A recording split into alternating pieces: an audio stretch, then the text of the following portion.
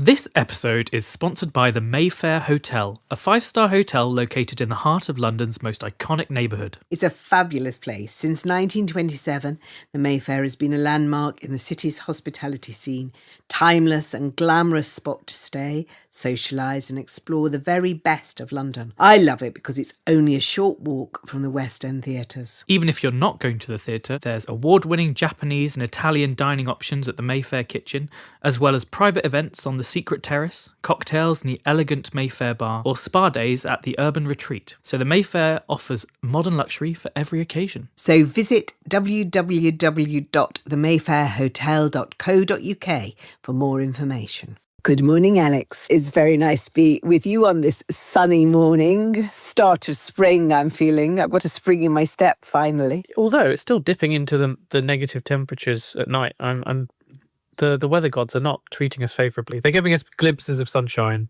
and then teasing us, and then reverting back to their wintry norms. Oh, we're starting a podcast with weather. I can tell that we're... Yes, well, I was going to start the podcast with a police chase, because I was up at 5 this morning, because I don't know what was going on in my area of South London, but whatever it was, involved police cars driving down my small suburban road at 90 miles an hour and waking me up. And it was very cold then. Gosh, wow. It was a moment of... check the traffic report, for maybe a new manhunt in progress. I know. Robert Icke doing some in-the-field research. I know, I'm getting excited about that play. But in the meantime, we thought we would do our second What's on Stage question and answers session, because questions have been flooding in. So it's time, I think, for me to say hello from me, Sarah Crompton. And me, Alex Wood. And we've had loads of questions and excellent questions which have sent us scurrying off to find out things we didn't know about theatre. What's become a recurring theme is that every time we try and research sort of theatre trends or certain phenomena that exist in the theatre world, or if there's sort of like habits or quirks, that often no one has any idea where they come from. Yes. So last time we had that with, I think, like Break a Leg, or Ghost Lights, or Theatre Ghosts. And this time, again, we're just getting loads of really surreal, like, there's no tangible evidence as to where things came from, which is really lovely. We're sort of delving into the unknown, aren't we? Yeah. When we're trying to research some of these things. It is interesting because you assume that if you look hard enough, you can always find the source of things. And even the Oxford Dictionary of Theatre, which I've been consulting this morning, doesn't actually have an answer to. Shall we start with the first question? Yes, so first question, which comes in from TRKJ, I'm assuming those are initials, on Facebook, saying, where did the Green Room get its name? And Sarah, I think you'd agree it's quite a fascinating history that's also shrouded in mystery. Yes, and it goes back a long way. It goes back right to, certainly to the 16th century, I think, when there is the first reference of Green Room. But of course, because it's 16th century, it might not be as it's seen. Anyhow, the Oxford Companion to Theatre says that the first reference is in Thomas Shadwell's play A True Widow in 1678. Of course, that's the 17th century. I apologise for that schoolgirl error. The relevant line from Act 4 of the play is, "No, Madam Selfish, this evening in a green room behind the scenes was beforehand with me." So that seems to suggest that the origins of the phrase lie in the fact that actors waiting to go on sat on a green sward of land. Do you think is that what your researchers are telling you? Yeah, it's almost like a liminal space, isn't it? That's one of the, it's like you're about to enter into the world of fiction, but you're coming out of the reality and into the fiction. So that could be a possibility. There's some other completely different takes. So one of the more recent ones, which I think has been slightly disproved, is that some people thought it was a response to limelight, because of the fact that obviously you've got calcium oxide and then green is sort of like a reference to lime. But that feels a bit tangential, and that only really came about in the 1820s when limelight was first invented. So I think if we're already talking about the 17th or 16th century, that one might be wrong, but might have sort of like encouraged the presence of it. Another thought was because a lot of old makeup used to use, what is it that used to be in old makeup? I can't remember. Oh, woad. It was made, yes, woad. Yes. It had woad So in it. Yes. Which, Yes. and that was one of the things I didn't know. Well, no, it was also one of the things I didn't know was that the actors looked like Boudica's warriors. I love the idea of actors slapping woad on their face. Yeah, so essentially the actors have to have the woad in place, and then, like you say, they start looking very green, and then eventually they have to sit in the green room and wait until the makeup becomes the actual colour that they are meant to be. So that's another interesting one. But you would actually be right when you say that the 16th century is accurate, because one of the first architectural references is with reference to the Blackfriars Theatre in London, which had a room like the one that's mentioned in Thomas Shadwell's play, where the actors waited to go on stage, and that was painted green. So again, it is almost like, this room has to be exceptional because it isn't part of the onstage space, but it also isn't part of the world outside of the theatre. So you have to paint it a certain colour so that you can demarcate where the stage ends and where reality begins. That's quite an interesting take. I like that. And of course, green itself is a restful colour. I mean, so that's why so many NHS wards, less so now when they tend to be painted grey and blue. But there was a period in the 50s, I think, where all NHS wards were painted green on the grounds that it was calming, soothing colour that aided serenity, made you feel good in yourself. And I suppose that's the other possibility with green. Apparently, the only theatre now that has a green room is Theatre Royal Drury Lane, which is one of the first green rooms recorded. So that's always been a green room. But what made me laugh about looking up all this stuff and thinking about it was that actually if you go into a green room, it's very rarely green, and it's quite rarely soothing. I mean, maybe that's unfair. Maybe actors find green rooms incredibly soothing. But basically, they're kind of relaxation spaces. In my experience, they've got scruffy chairs, bad lighting. I'm always struck by how bad the lighting is in green rooms. Tea and coffee facilities and all toasters. I don't know if you get toasters backstage. I might be making that up. But they're not actually really relaxing spaces. Do you think? I mean, what's your experience of green rooms? I agree. I think that they're normally quite perfunctory, and they're not as sort of homely or as warm as dressing rooms or changing rooms. Because I think nowadays for most shows, if you're a lead or a supporting performer, you might be lucky enough to have your dressing room to yourself, or you share with one other person. And that space can feel very like homely. You can personalize it. You can put up fairy lights. You can put up photos. Whereas the green room, like you say, kind of feels like a breakout space at a corporate centre somewhere. Yes. It doesn't have that sort of same sense of warmth. I'd say maybe some of the long running productions that know they aren't going anywhere have quite nice ones. So like The Lion King, Les Mis. But the shows that literally are sort of like coming in for a few months and then going away, the green room doesn't have time to become a centre or a hub. But I guess anywhere that performers can be, they'll make somewhere fun and interesting. I think that's true. Together, so my actor friends do tell me that people do lovely things in green rooms as well, of bringing in cakes and sweets. And some actors actually keep companies fed through the course of the run. And so I think they do have that sense of a family space. I think you're probably right, a breakout space, but perhaps not that idea of a sward of green grass that is perhaps in their origin. Yeah, so one of the interesting things about green and sort of like the use of green spaces is that obviously back in medieval times, a lot of theatre was performed outside on grass-covered turf. Or it's like in a village field or somewhere like that where everyone can congregate. What that meant is that when theatre moved inside or into outdoor venues, sort of in the early Renaissance period, that sort of like terminology came with it. So the green would still be a reference to the stage, even though it's no longer actually a green space anymore. It's, wooden planks or whatever. As time's gone on, that green has still been maintained. So there are some venues like the London Coliseum that still call the stage the Green, and therefore the Green Room. Yeah, so the Green Room is therefore the room that's adjacent to the Green, and that's where it comes from. And another thing that Max Wall said, that it could be something to do with Cockney rhyming slang, because Green Gauge is the Cockney rhyming slang for the stage. So if you're on the Green Gauge, you're on the stage. So the Green Gauge room is the stage room, which is next to the stage. And therefore, if you shorten that down, the Green Room could be the one that's next to the stage. So that's another possibility. Again, no confirmation.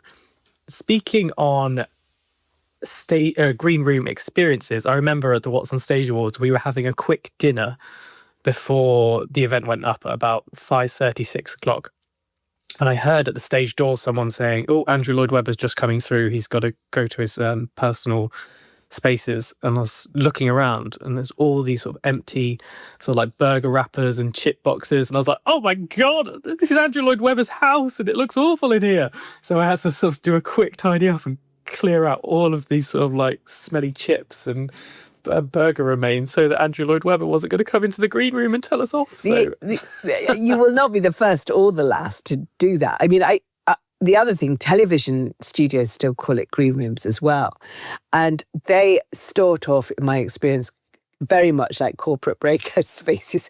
But then if you're on a late night show, they get more and more like a student house after a party. And certainly some of the green rooms were legendary in the days where people used to drink while going on air. And so there were quite a lot of there would be a lot of bottles and chip bags and all the rest of it. So they are interesting spaces. And I think that idea of a liminal space is really interesting. I just wanted to add something else about theatre experiences recently, which has nothing to do with this question and answer session. But I was driving down the back of the Theatre Royal Drury Lane with its green room last night, and I saw the Hiddleston queue, and oh my goodness, it was a Tuesday night and I have rarely seen so many people at a stage door. It was quite extraordinary. Rivaling the excitement around Tom Holland. It's so interesting physically to see the collision of the Marvel Universe and Theatreland.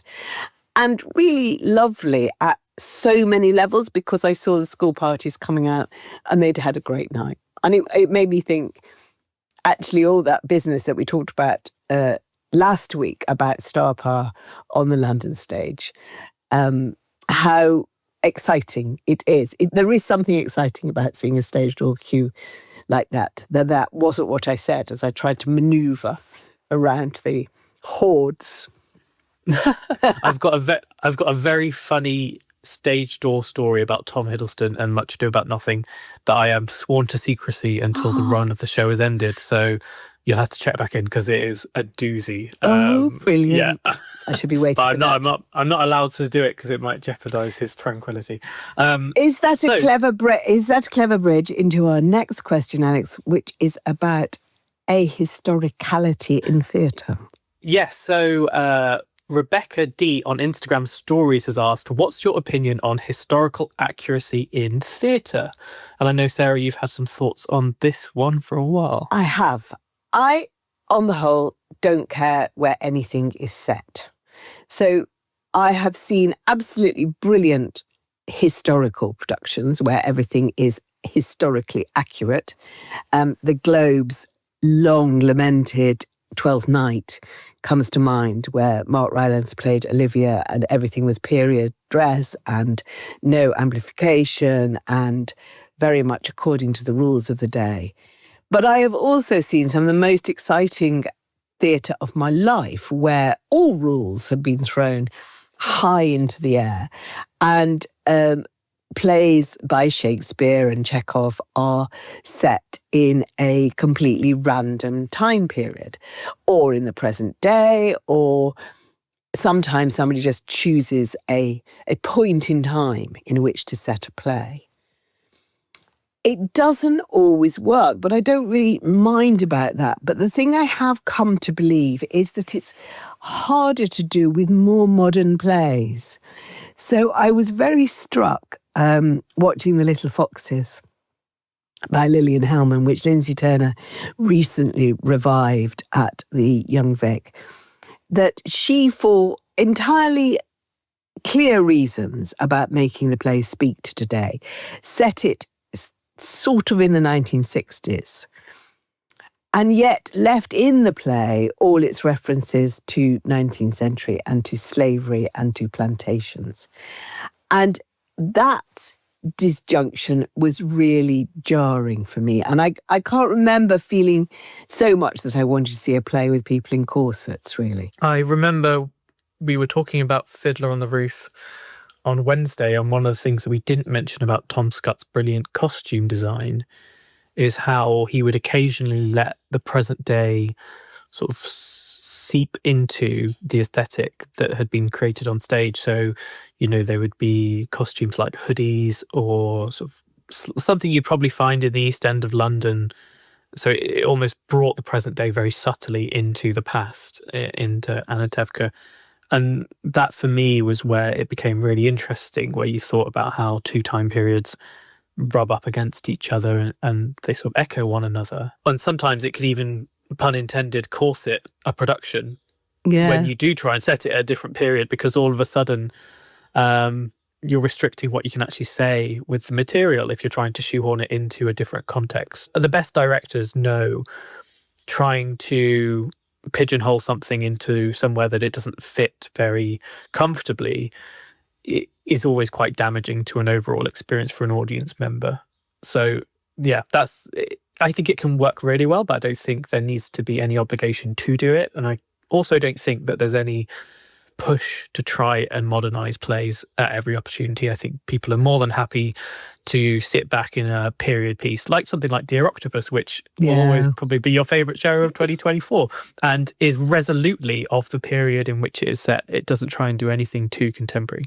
Yeah, and you absolutely couldn't update it, because the minute you can use a mobile phone or, well, even pick up a telephone, actually, that play no longer really works. It is a period piece. And I like period pieces that behave as period pieces as well. I mean, I think I remember that production, Richard Eyre's production of Ghosts, which I think is one of my favourite productions ever. It just very gently placed it in its period and left it to do its work. On the other hand, you know, talking about Ibsen, Ruth Wilson's Hedda at the National Theatre was completely contemporary and yet seemed to work because of the intensity of the action. So I think it's a sort of unhelpful answer, but I think it really does come down to the quality of the production. I was very, very unkeen on Benedict Andrews's version of The Cherry Orchard, which was ahistorical, loud, sort of contemporary, had an electric guitar. But I wasn't unfond of it because it was that. I was unfond of it because I thought it didn't reveal anything about the play. So I think that if you're revealing something about the play and if you can make it jump the years, then it's always fine. I mean, Nick Heitner, Richard II is a brilliant example at the moment where it's contemporary, essentially. My two favourite versions of Uncle Vanya have been either almost feel like non-specific in the time period. So you look at Andrew Scott's version, the Simon Stevens adaptation, beyond knowing that it's set somewhere in Ireland, you don't really know anything else about the time period. It never specifies when it's set, and his costumes are relatively anachronistic. So you can't really gauge anything from that. And then when you step outside of time, so you step outside of history, what happens then? And then almost you're only left with the text and the themes, and you have to try and speak to something universal. So I guess a step beyond changing historical accuracy is to just remove all history altogether. But maybe that's something that goes beyond the realms of this question. That's interesting. What's your other favourite, Vanya? The Ian Rickson version. Yeah, That's, yeah. With the fantastic take with Toby Jones, Richard Armitage, and rising star and WhatsOnStage Award winner Amy Lou Wood, who is one of the most heartbreaking Sonias in the history of theatre. I will put that on my gravestone. No, so my final opinion on historical accuracy is I remember at university studying Froissart's Chronicles. So this is a very tangential reference to sort of like a 14th century text and sort of like discussions on chivalry and the great medieval battles. And nowadays it's pretty much universal consensus that Froissart is completely inaccurate with everything he tries to detail, and everything is almost wrong. But people say that what he captures is the spirit of the period and the spirit of chivalry, and actually he is leaning so far into the hyperbole of chivalry and knightdom that you kind of gain something from his inaccuracy. You can still learn something from it being inaccurate. And I think that kind of applies to theatre, that if someone chooses not to set it in the period, that's just as interesting of why they've chosen to do so and to what that says about the present day as if they chose to set it when it is originally placed. And I think that most playwrights would be totally fine with their plays being updated. I'm sure Shakespeare, if and where he ever resides now, wouldn't mind. I think that I would go further than that. I totally agree with that. And I would make the argument that the reason Shakespeare has survived is that people have, throughout history, really played loose with the time periods. And I think that the richness of major playwrights, whether it's the Greeks or Shakespeare, is revealed in the ability to place them in any time or no time and them still to work as long as the production's quite intelligent. And perhaps that actually takes me back to Little Foxes. Little Foxes isn't Shakespeare. Little Foxes is a really interesting play written by someone I would think is a politically interesting playwright, a very significant woman playwright, but not necessarily one of the greats, because she was a great journalist at some levels, Hellman, but I don't think she was a great dramatist. And so that makes her harder to pull out of her specifics, whereas someone like Shakespeare is easy to do, but also his very longevity is guaranteed by the fact that you can set Hamlet on a ship in 1912. Or, if you want, that the greatest version of the histories I ever saw was Michael Boyd's cycle, which essentially took it out of time. And they were both historical plays, but they were also not historical plays. And they existed in their own universe of being the history plays. And I think that is actually what keeps Shakespeare going. And that when people want it always, and there is still a school of thought that says you should see Shakespeare through the prism of his own time and understand, where the plays are coming from and the traditions of performance and so on. There is a place for that. But the reason that he has survived and he's regarded as Britain's greatest playwright is that directors and actors have just said, well, these are great lines. Let's see what happens when we put them in our time or someone else's time. Set it on the moon. I mean, it works. It always does. There was that cherry orchard in space, wasn't there? That was at the theatre. So another question, and this is actually a very popular topic. So both Claire Hellings and Penny Walsh have asked, why do theatres discriminate against solo theatre goers by refusing to sell single seats? Or why can't you book a single seat in many cases? And this has been a red hot topic in recent months. I think I've seen a fair few bits of coverage, and actually I went on Radio 4 to talk about this subject. A lot of single theatre goers feel discriminated against because they don't have the ability to book a single seat where they would like in the auditorium. So it's quite an interesting one. Some people feeling like they're given the short shrift if they want to go by themselves. Why has it started to happen? Because I always used to think that single seats were brilliant because I'm not being funny about this, but it is true that if you go to the theatre on your own, you meet people. It is one of the very few places that you meet people. And because you'll sit there and you'll just talk. And if you're on your own, I mean, I'm not saying that you sort of, not selling theatre as a pickup joint, but there is, because of its communal nature, I mean, it is quite sociable. So when I have been on my own, and indeed when I am on my own now, I really like it. I like being in a theatre because I could behave like my grandmother and talk to people. So what's happening, I mean, commercially, that it is so hard to sell single seats? Or that they're reluctant to sell single seats? The issue around this is essentially you aren't really discriminating against single seat bookers, because the policy isn't around you're not able to book a single seat. The policy is a single unoccupied seat cannot be left when you're booking from a seating plan, which is essentially a theatre policy whereby they decide that if you're booking, say, from a row of 5 seats and you leave one space free, they don't like that at all, because they don't want one seat left and littered across the seating plan, because people who might come and want to buy 2 seats wouldn't be able to because there's only 1 seat left. And then eventually they'll end up with a situation where 96% of the auditorium is full because there are these smatterings of single seats left over, when they could sell 100% if they push some people into saying, look, you can't book that one because it would cause more problems.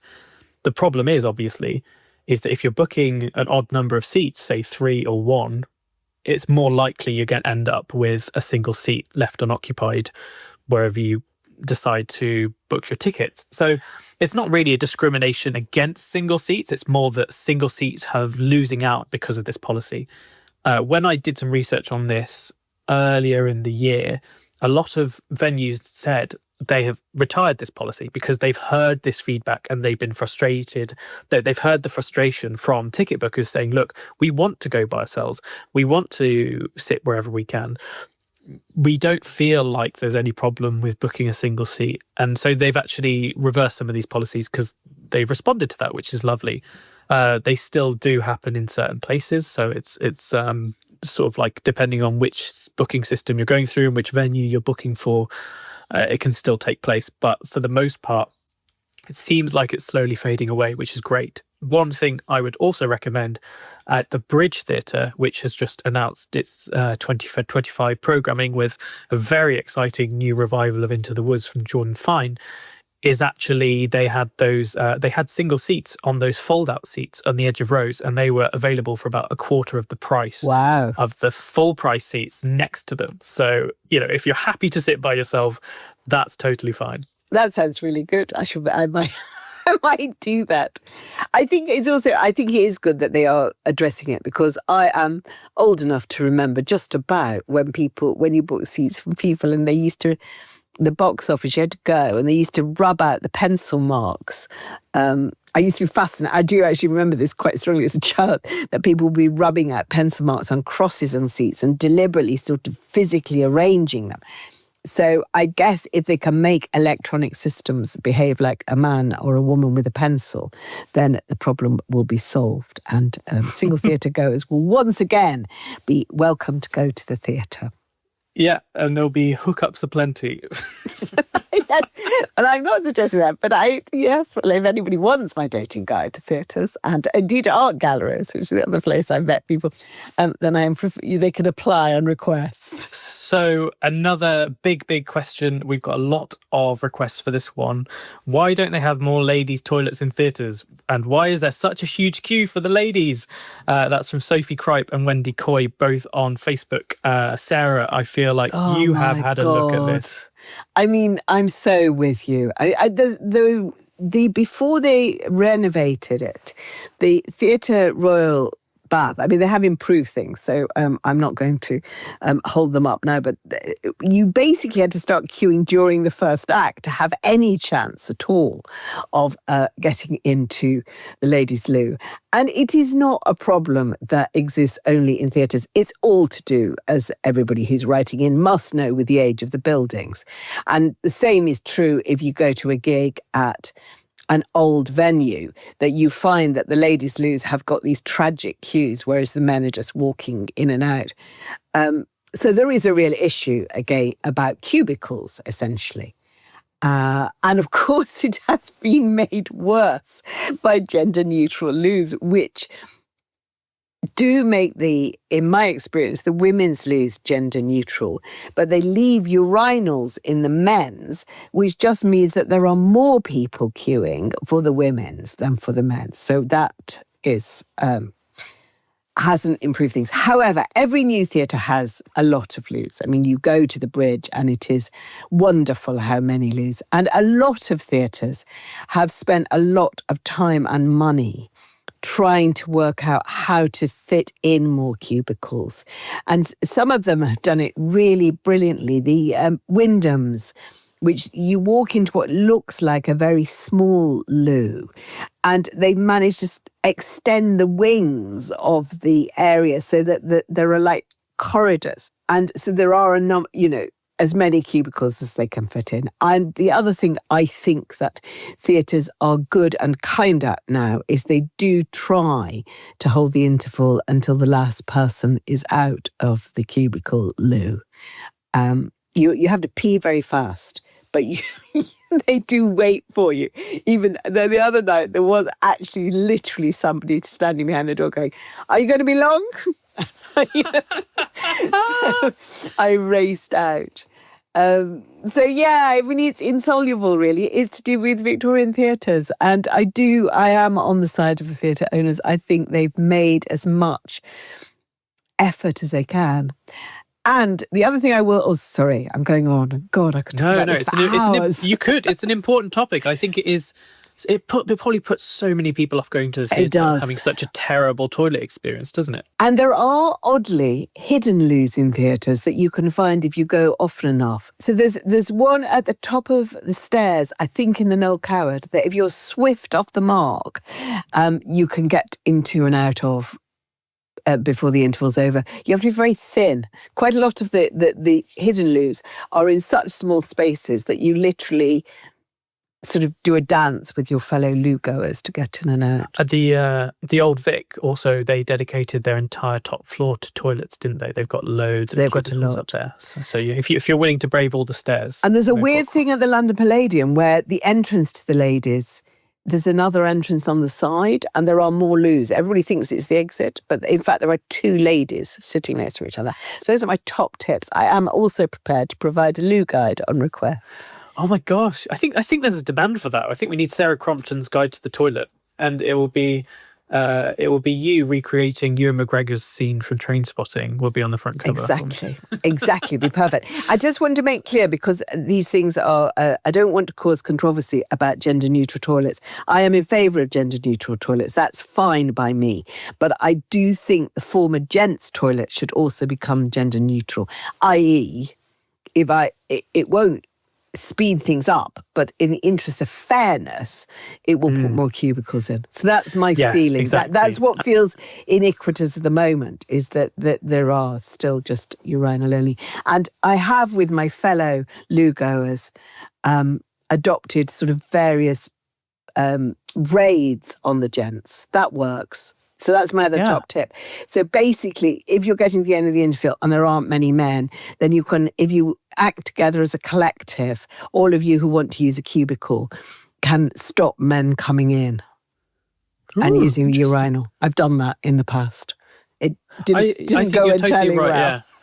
But that's the thing about gender neutral toilets, is it's the thing about supply and demand, really, is that if the demand is increasing, you need to increase the amount of supply, because it's unfairly penalising those who don't have the ability to make use of any toilet available. Exactly. So one other thing I had on toilets was just go out to the pub next door. It's just quicker. Just literally hop out. I think the Almeida's a good one for that, because there's barely any toilets there. Yes, that's true. That queue almost snakes its way around the front of house space. Whereas if you just go out, turn right, go into the pub, go to the toilet there, it's faster than queuing, and you get a bit of fresh air. Which Do is they never a not bad throw thing. you out the pub? They don't say, "Oi, No, you're well, in." they're not gonna check, are they? I don't know. No, I just think it's a very swift solution to is quite an annoying problem.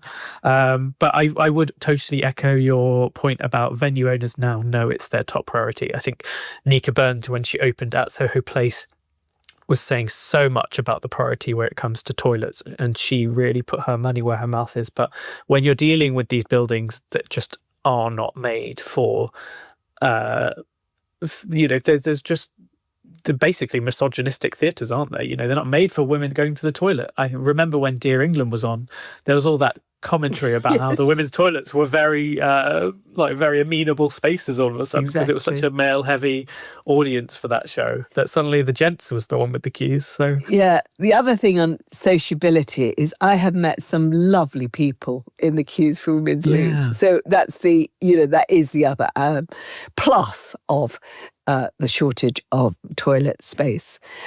So I think basically you just have to put on a Zen-like attitude, stick your elbows out, chat to your fellow queuers, and accept that you'll never get a drink in the interval.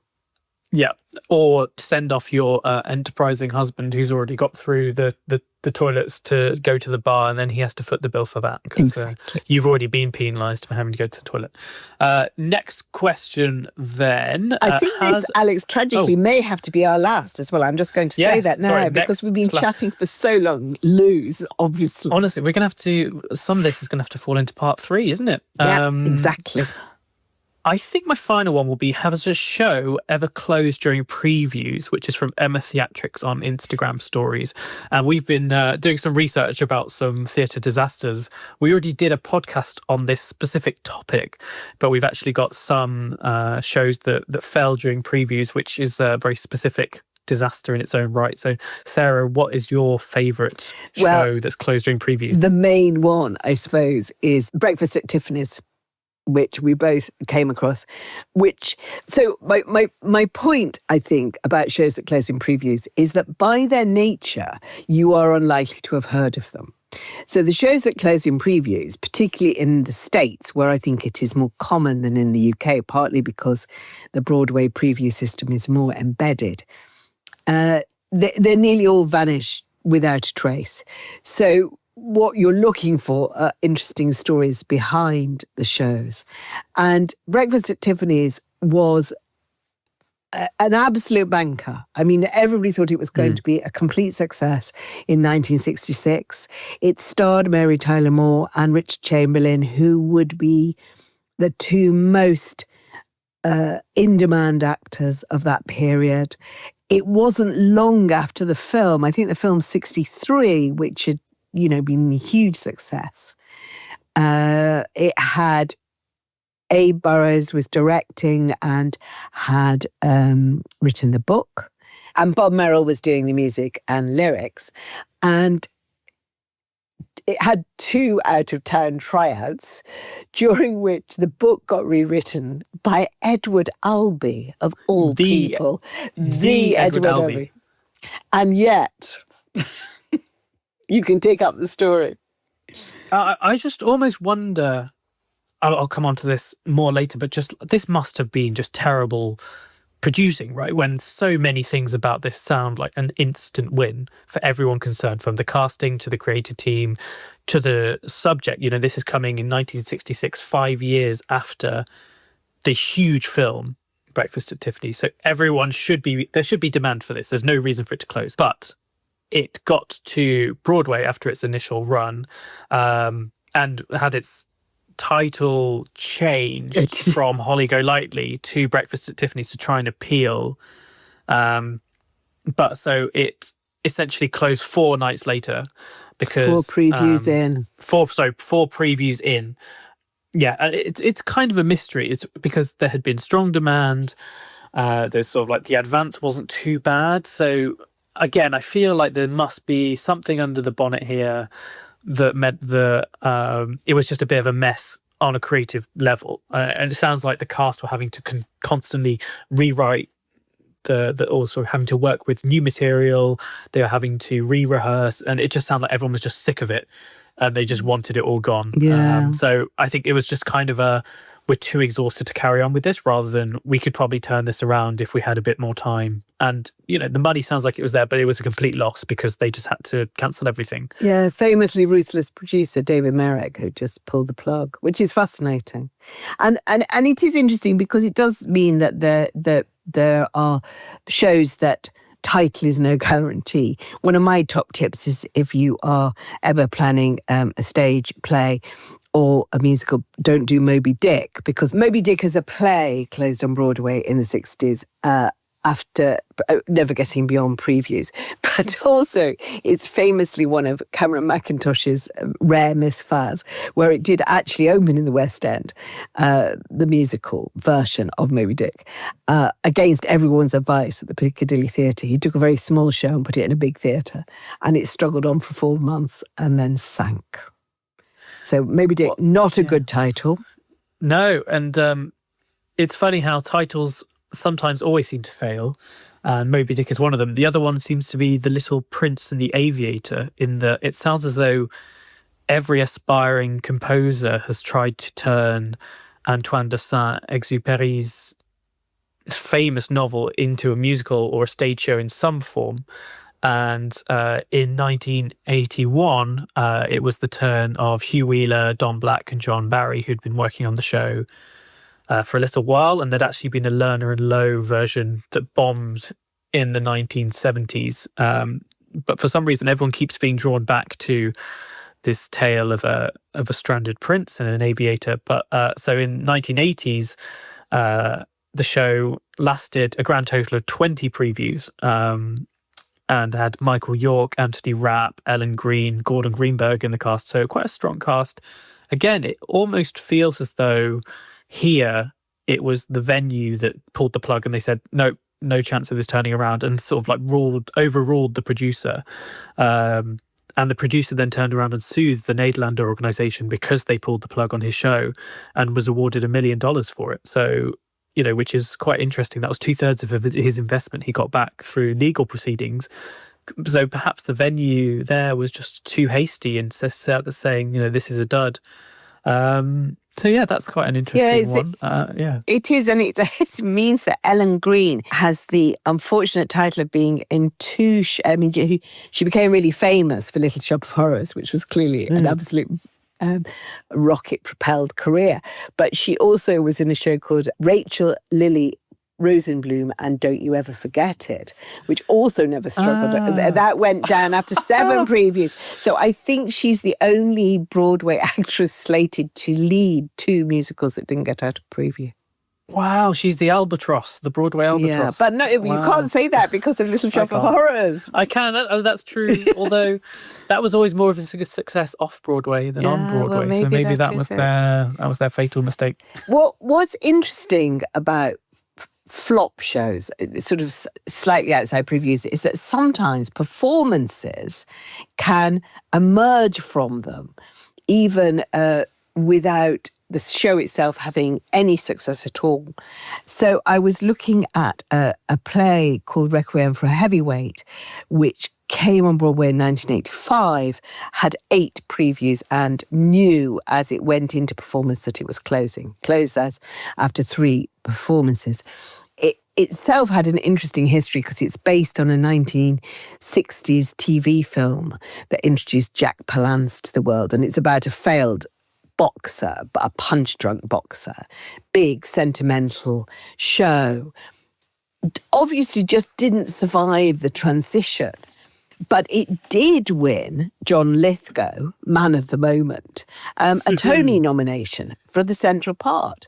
And you think that's so interesting that a show that's got such a short run can still propel somebody to fame. I mean, that, it did start to make Lithgow's career. So being associated with the flop didn't seem to make any difference to him. There is a certain tragedy about shows that don't make it to opening night, because critics can actually help salvage a show's reputation if it isn't big with an audience. Whereas if you're just in previews, the critics can never go in and give it an appraisal that might save it, or save it at least through history. If you look at, for example, a play like The Birthday Party in the 1950s, which when it had its London debut in Hammersmith, at the now Lyric Hammersmith, it only lasted 8 performances, but then just after, because it had critics in, Harold Hobson famously wrote his glowing review and managed to salvage its reputation. Otherwise, it could well have been a forgotten play, and Pinter could have ended up being a slightly jobbing and unexplored playwright. So Yeah. it is sad when they get sort of like thrown prematurely into the dustbin of stage history. And like you say, Broadway is a lot more savage for that. Sometimes the critics can help sink it. The American Clock, Arthur Miller's play, 1980, closed after 11 previews and 12 performances. Again, somebody won an award out of it. Miller's sister, Joan Copeland, won an award for her performance. But it had a famous quote from Frank Rich about that Arthur Miller decides to tell the struggle of America and the struggle of the Bowen family through a single lens, and neither emerges from the struggle or something. I mean, it absolutely damning review. And in fact, when it was revived, it still didn't really, I mean, it has been revived at the National with a really good cast, Michael Bryant and people. It still didn't really feel like vintage Miller. And it's the same with Sondheim's biggest flop, Anyone Can Whistle, which sank after 12 previews and 9 performances. And one of the most unhappy creative processes in musicals history. It was revived, I saw it in Cheltenham in 1986, Cheltenham Everyman, and they revived it. It was still rubbish. It's got 2 great songs, but it's an insanely bad musical because it's just bad. Its plot's bad and it doesn't make sense. So I think there is these shows that fade. Sometimes it's ruthless producers. Sometimes, as in The Producers, it's a scam. I mean, there's a show called Senator Joe, which was about Joe McCarthy, which was clearly some kind of scam, and closes in preview, and I think was always intended to close in preview from reading about it. But shows that really, really struggle, I think generally are not very good. And of course, the exception to that is Merrily We Roll Along, which struggled and closed very quickly, but now is Sondheim's biggest grossing musical, ironically. Yeah. Well, there's all this stuff with, I think, Rebecca, the musical, which was meant to be on Broadway and then had all that fundraising fraud. So clearly the financial misgivings of producers around stage shows is a whole dedicated podcast in and of itself, which we can say for another time. Say that for another time. Say, stop now. Yes. This is enough. We've got so many more questions. Honestly, we could just keep doing these every day. It'd be like Groundhog I Day know. with all the brilliant questions, and we can find all the unsolved mysteries of theatre traditions. So thank you, everyone, for submitting your questions. It's honestly been a joy researching these. I love doing it. It sort of makes me love my job even more to know that there's all these wonderful and wacky histories that we can tap into. Send us some more questions. Keep them coming. But for now, we'll say goodbye, I think. Yes, it's a goodbye from me, Alex Wood. And a goodbye from me, Sarah Crompton. Make sure you like, follow, subscribe, leave a comment, rate, or just generally share the podcast with your friends. We will be back with new episodes next week. And if you have got a question for us, make sure you ping it to feedback@whatsonstage.com.